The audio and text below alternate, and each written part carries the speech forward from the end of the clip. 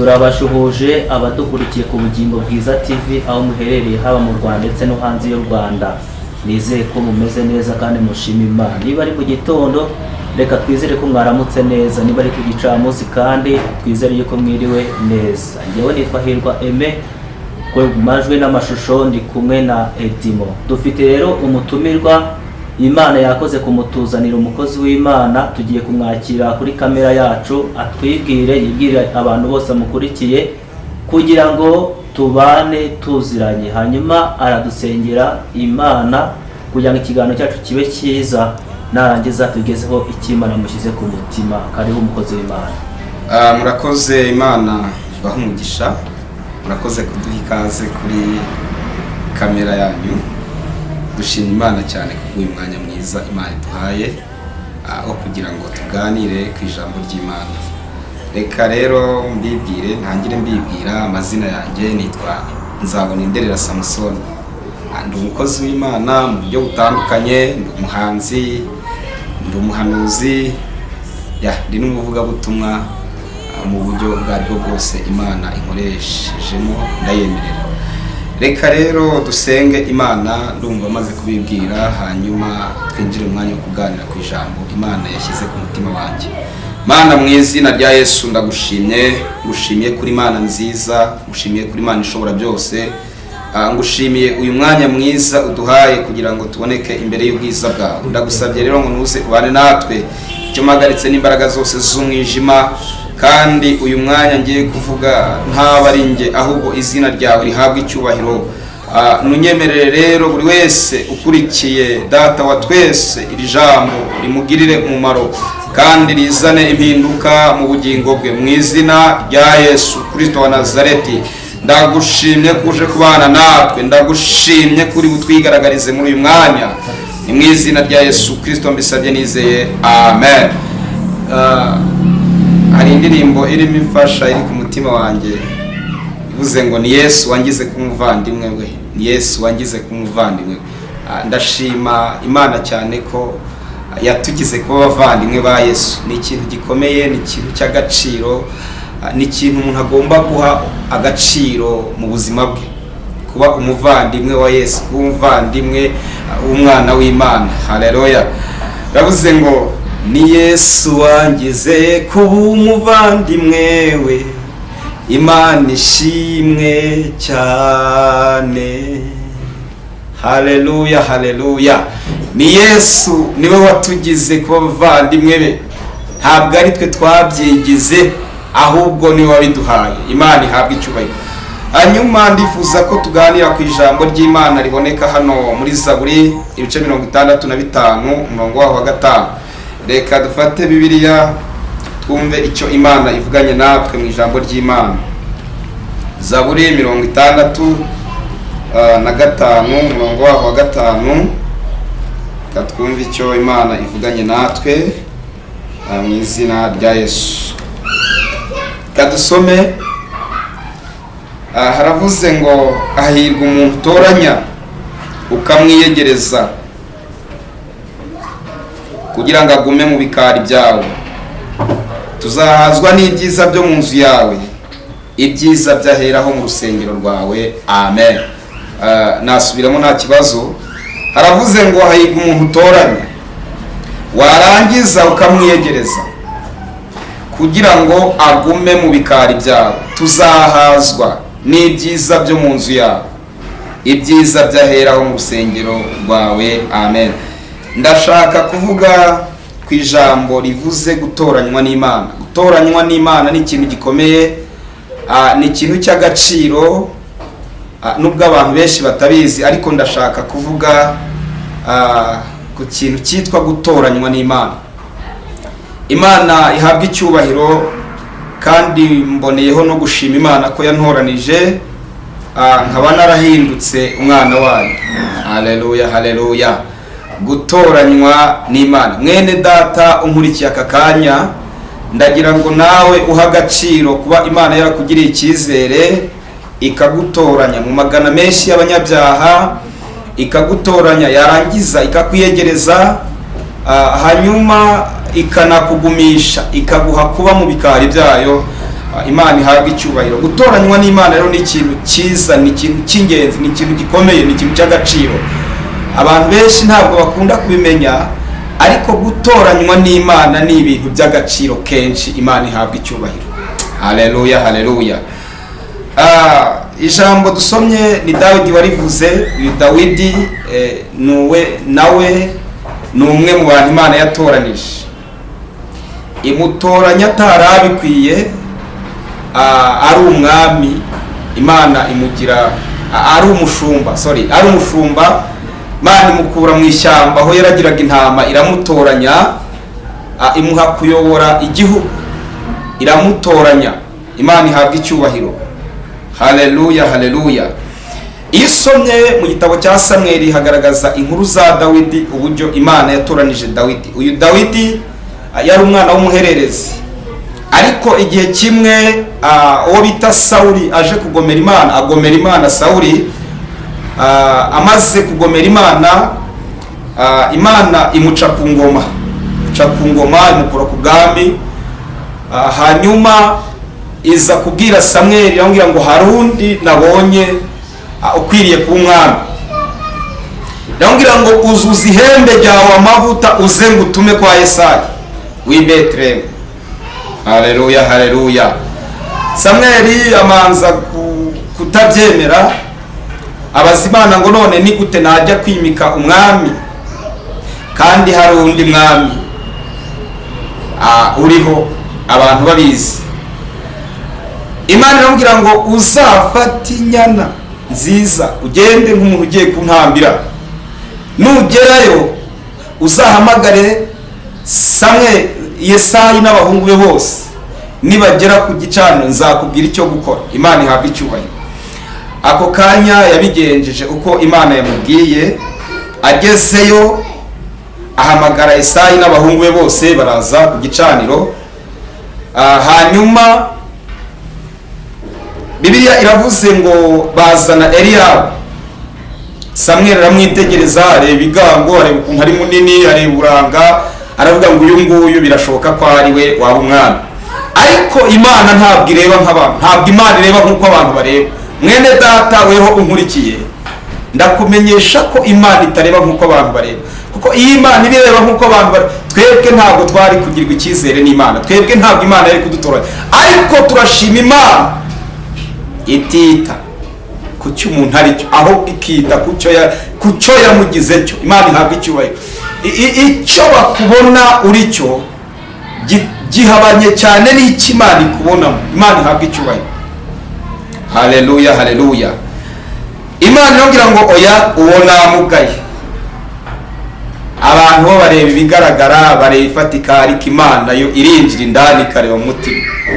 Birashoboka ko abantu batakuza, ariko Imana irakuza. Imana ihabwa icyubahiro. Haleluya, haleluya.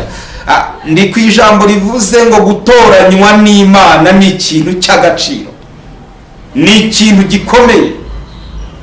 Kuba Imana ikugiriye icyizere ikagutoranya, ikaguhamagara, ikakwimika, ikakugira umushumba, ikakugira uwo uri we none, ni ikintu ugomba guha agaciro mu buzima bwawe. Imana ihabwa icyubahiro. Haleluya. Bazana Shama, agiye kumusukaho amavuta. Imana iramubwira ngo uwo nawe namugaye, namwanzi. Abinadabu arabazana bose, abahungu be uko ari 7. Imana iravuga ngo abo bose nabagaye. Ntabwo Imana igireba nk'uko abantu bareba, Imana yitegereza umutima. Hanyuma Samweli arabaza ngo nta wundi waba usigaye, abahungu bawe bose ni abangaba? Haleluya. Yesayi aravuga ngo hari undi uri mu ishyamba, undi uragira intama. Haleluya. Arangije aravuga ngo uwo nguwo ni ukenewe rero, ntabwo turarya, ntabwo turanywa atari yaza. Umva, iyo Imana yakugiriye icyizere, nta cyakorwa, nta mwanzuro wafatwa utari waza. Imana ihabwa icyubahiro. Imana ipfa kuba yagutekerejeho. Nawe ndakwifuriza gutekerezwaho n'Imana uyu munsi. Uyu munsi Imana igutekerezeho mu buzima bwawe, Imana igutekerezeho, kandi Imana ikugarukeho bundi bushya mwene data. Haleluya, haleluya. hanyuma ngo Dawidi baramuzana bamukuye mu ishyamba akiza. Umwuka w'Imana aza kuri Samweli, umwuka w'Imana yuzura Samweli, ngo ahita amusingira, arangije ngo amusukaho amavuta. Umva ukuntu Imana itoranya. Avuye mu ishyamba, ntabwo nzi uko yari yambaye, ariko nawe urahita ubyumva. Umuntu uvuye mu ishyamba, umuntu uvuye mu kuragira, urabyiyumvisha nawe. Imana ihabwa icyubahiro. Ako kanya umwuka w'Imana aza kuri Samweli, haleluya, aramusingira, ya mavuta yamusukaho. Imana ihabwa icyubahiro. Bene se bahari, bari abajenerali bakomeye mu gisirikare cya Sawuli, ariko Imana ntabwo yitaye kuri ibyo.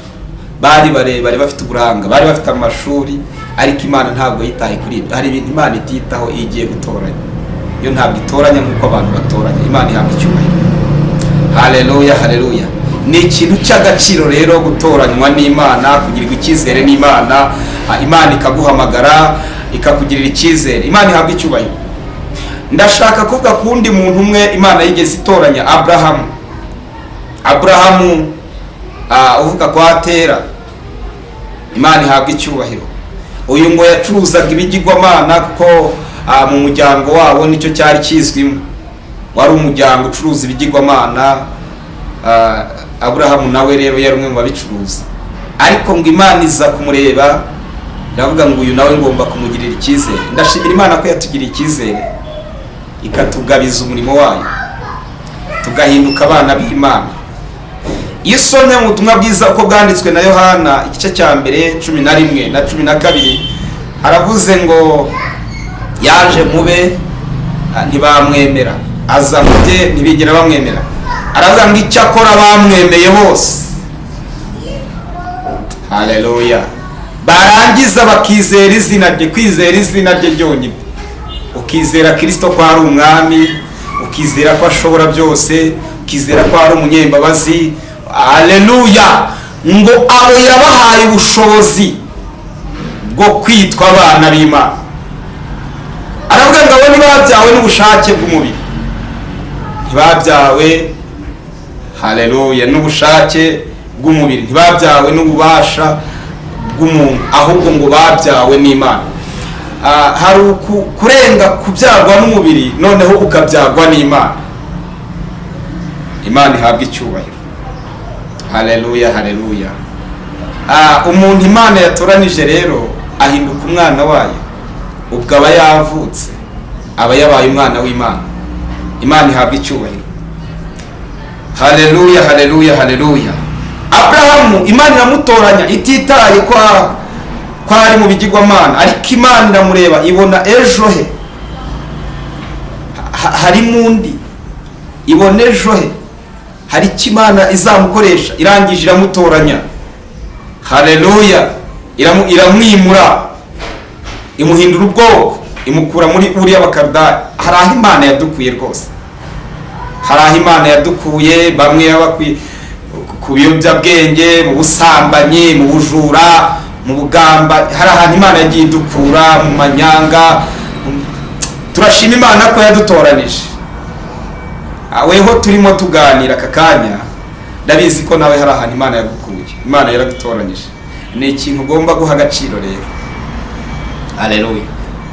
Paulo arabivuga, aravuga ngo ku bwa kavukire zacu, aho tuvuka, aho turimo, ntabwo twari abo gutoranywa n'Imana, ntabwo twari abo kugirwa neza n'Imana, ariko Imana itugirira icyizere. Reka mubwire, nta muntu Imana itoranya we yabihisemo, ahubwo Imana niyo iguhitamo. Kandi Imana ireba mu mutima, ntabwo Imana ireba inyuma. Imana ihabwa icyubahiro. Iramutoranya Aburahamu, imuha amasezerano ageze muri 7, iravuga ngo nzaguhindura ubwoko bukomeye, muri weho niho hari umugisha. Iravuga ngo nawe uri umugisha. Iyo Imana imaze kugutoranya, hari imigisha myinshi iguha, hari undi kugira we, hari undi guhindura we. Imana ihabwa icyubahiro. Uyu Dawidi Imana iramutoranya, imukura mu ishyamba, asukwaho amavuta, umwami. Nubwo yasubiye mu ishyamba, ariko nashaka kubabwira uburyo Imana itoranya. Ntabwo Imana itoranya nk'abantu, kandi turashima Imana ko yadutoranije. Imana ihabwa icyubahiro.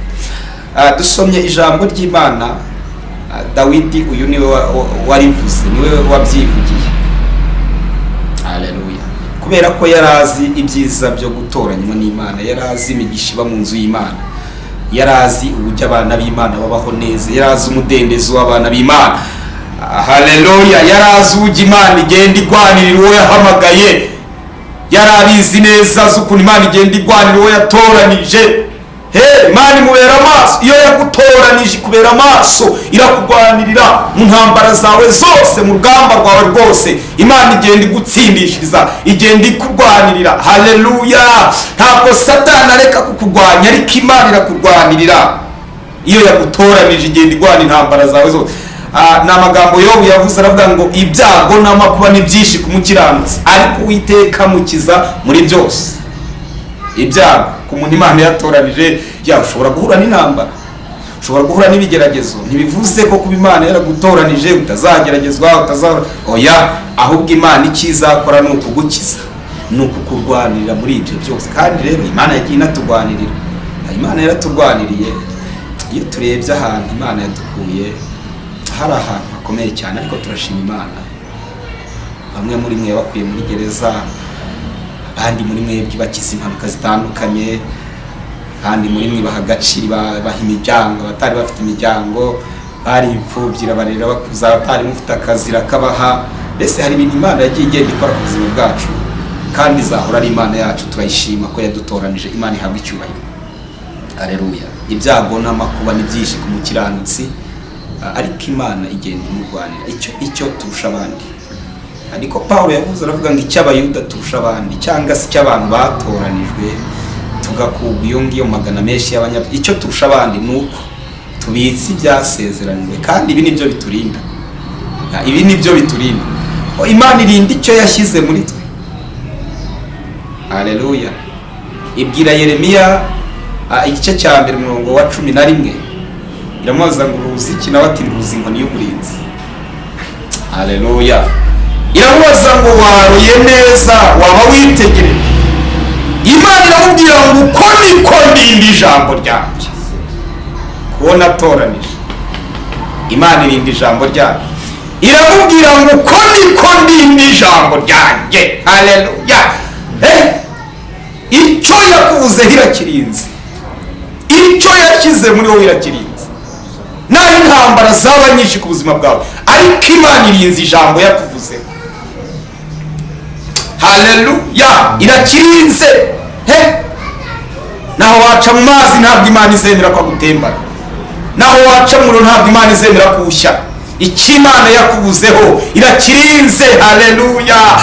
Gutoranywa n'Imana ni ikintu cy'agaciro.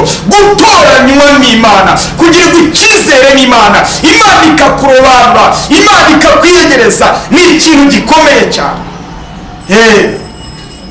Leto pasaki enebre bosaki darabo. Imana ihabwa icyubahiro. Imana ishimwe, Imana ishimwe, Imana ishimwe. Nagira ngo uko niko ndinda ijambo ryanjye. Icyo turusha abandi turabitse, muri twe hari ibyo tubitse. Iyo Imana imaze kugutoranya, hari ubutunzi guha ab'isi batagira, kandi ubwo butunzi nibwo buturinda. Turindwa ku bw'icyo Imana yashyize muri twe. Imana ishimwe. Haleluya! Icyo Imana yashyize muri weho, icyo nicyo gitumye kuri wowe habonekaho uburinzi. Haleluya! Iramubwira ngo uko niko ndinda ijambo ryanjye, nicara ndibereye maso kugeza igihe ndisohoreje. Icya mbere ntabwo igibeshya, icya kabiri igira imbabazi, icya gatatu ijambo yivugiye ubwayo irikurikirana imyaka 1000. Icya mbere Imana ntibeshya, oya.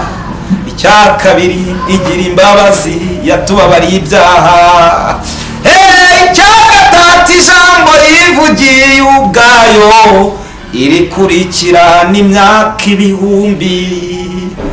Mwene data, nanone nakwibutsaga ko ijambo Imana yakuvuzeho iracyaririnze. Ijambo Imana yakuvuzeho iracyaririnze. Icyo uzaba cyo ntaho kijya. waca mu mazi ariko Imana ntabwo yakemera ko amazi agutembana. Amazi ni bya bibazo, ni bya bigeragezo, ni za ntambara.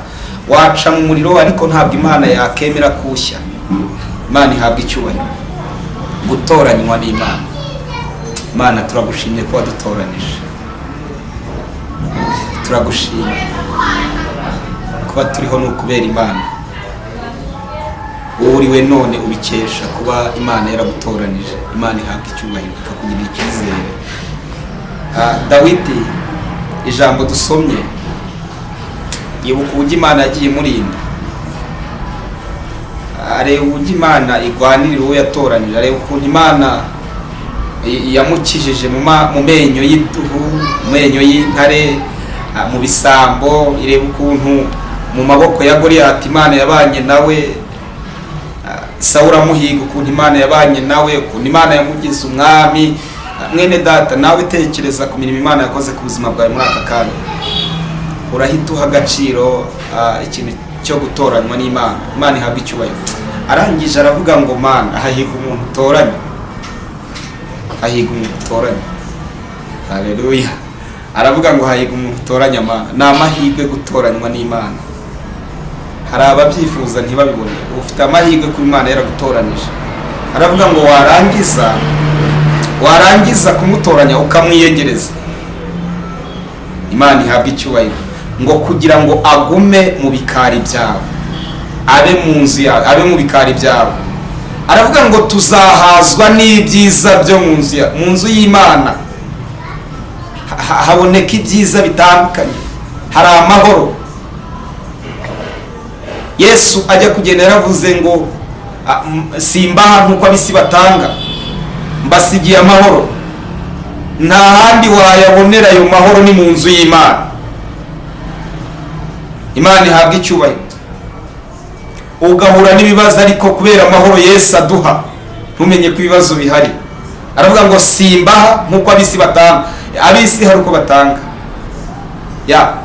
Turabizi umubyeyi yagiye kuraga umwana we, ashobora kukuraga amashuri, akaguha umunani w'ubutaka cyangwa se w'inzu cyangwa se n'ibindi bitandukanye. Turabizi natwe. Ariko Imana ntabwo ari uko itanga, yo itanga amahoro. Yesu niko yavuze. Aravuga ngo njyewe mbasigiye amahoro. Abantu Imana yatoranije yabahaye amahoro. Turashima Imana. Haleluya. Aravuga ngo hahiga umuntu utoranya, warangiza ukamwiyegereza. Ntabwo Imana yigutoranije ikureka, iranakuzana ikakwiyegereza ngo kugira ngo agume mu bikari byawe. Ndavuga kuri iri jambo rivuze ngo tuzahazwa n'ibyiza byo mu nzu yawe. Hari ibyiza byo mu nzu y'Imana bijya bihaza abana b'Imana, bijya bihaza ab'Imana yatoranije. Haleluya. Mu nzu y'Imana hari imigisha myinshi. Imana uwo yatoranije imuhaza uburame. Dawidi yaravuze ngo nari umusore, ndashaje ariko sindabona umuntu Imana yatoranije cyangwa se umukiranzi arekwa. Imana iguhozaho ijisho ryayo. Ijisho ry'Uwiteka rihora ku muntu Imana yatoranije, kandi n'ugutwi kwe abaguteze kugira ngo yumve icyo umuntu amusaba. Tugiye gusenga Imana. Imana ibaha umugisha. Agaciro kuba waratoranijwe n'Imana, ukagirirwa icyizere n'Imana. Mu muryango w'abantu batandukanye Imana ikaguhamagara, yarangiza ikakugirira icyizere, ikakugabiza umurimo wayo. Shima Imana ko watoranijwe. Hanyuma birashoboka ko nawe ushobora kunkurikira udakijijwe, ariko muri aka kanya Imana iracyicaye ku ntebe y'imbabazi. Nawe uramutse ufashe umwanzuro, Imana iracyicaye ku ntebe y'imbabazi, kandi Imana iteze amaboko. Nawe waza ukaba umwe mu bana b'Imana, ukajya ku migisha y'abana b'Imana. Imana ihabwa icyubahiro. Tugiye gusenga Imana. Mwene data, ongera wigirire icyizere, ongera ukomere. Imana yaragutoranije, uri umuntu w'agaciro mu maso y'Imana. Icyo usabwa no kwirinda ikintu cyatuma Yesu yongera kwibuka ibikomere, akongera kwibuka imibyimba, akongera kwibuka rya kamba, akongera kwibuka rya cumu. Weho icyo usabwa no kwirinda icyaha n'igisa nacyo, ugaha agaciro kuba waratoranijwe n'Imana, ugaha agaciro kuba Imana yarakusanye mu bikari byayo, ugaha agaciro kuba Imana yarakwiyegereje. Imana ihabwa icyubahiro. Reka dusenga Imana mu izina rya Yesu. Ariko nakwibutsaga ko uri umunyamugisha kuba Imana yarakugiriye icyizere ikamutoranya. Hanyuma uzirinde gukora ikintu cyose cyatuma ubangamira Imana mu buryo ubwo aribwo bwose. Urasabwa kugendana n'Imana wigengese nk'umuntu watoranijwe.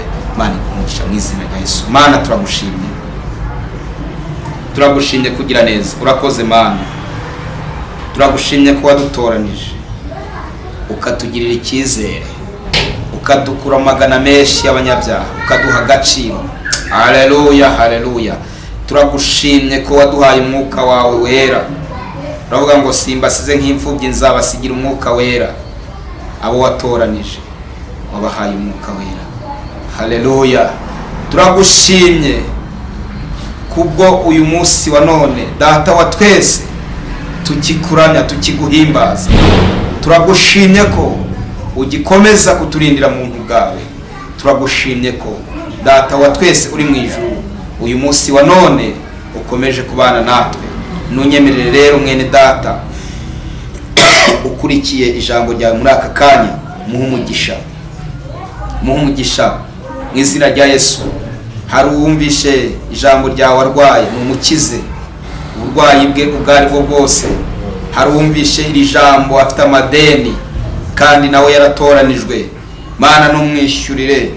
Hari uwumvishe iri jambo ryawe afite ibibazo bitandukanye, eleto pasa kitarabo, mu izina rya Yesu Kristo wa Nazareti ndamusengeye kugira ngo numurengere, kandi uhereye aka kanya ijambo ryawe rigira agaciro ku muntu wese uryumvishe. Ijambo ryawe rikora imirimo n'ibitangaza. Ijambo ryawe rikiza abarwayi. Ijambo ryawe riruhura abarushye. Ijambo ryawe ryimura ubwami bw'umwijima mu mitima y'abantu bawe. Oh, haleluya, haleluya. Ijambo ryawe mu izina rya Yesu Kristo wa Nazareti rihesha amahoro abatari bayafite. Uhereye umunsi wa none ndagushimiye kubw'ijambo ryawe ryiza. Komeza ubane na bene Data mu izina rya Yesu Kristo. Amen. Imana ibahe umugisha rero mu izina rya Yesu. Amen. Murakoze cyane. Turumva tugize byishimo bikomeye kandi turanezerewe kubw'ijambo ry'Imana ritambutse. Turafashijwe kabisa. Gutoranywa n'Imana ni ikintu cy'ingenzi, ni ikintu gikomeye, ni ikintu kidasanzwe. Yaba buri muntu wese yaharaniraga gutoranywa n'Imana. Rero umukozi w'Imana, Imana igumugisha kubw'ijambo ry'Imana wemeye kuri gucamo ukabwira abantu bose badukurikiye isi yose. Kandi nukuri umuntu uzumva rino jambo ndabizi neza ko rizamufasha. Hari ibintu azunguka, hari ibintu azasubizwamo imbaraga, hari abarwayi bazakira kubwira ijambo, hari abantu bazahindurirwa ibintu n'ibitangaza kubwira ijambo. Rero dushimiye Imana yemeye kuduha iri jambo ryiza ry'umugisha. Murakoze cyane, Imana ibahumugisha. Reka dusabe abantu bagiye bakora subscribe yuko bayikora, hanyuma ugakora like ndetse na commentaire ukazishyiraho ko nizo zitwubaka zituma dukora nanone neza, kandi ukanabisharinga ku bandi kugira ngo bagezweho ijambo ry'Imana. Murakoze cyane, tuzasubira aho utaha. Imana ibahe umugisha. Amen.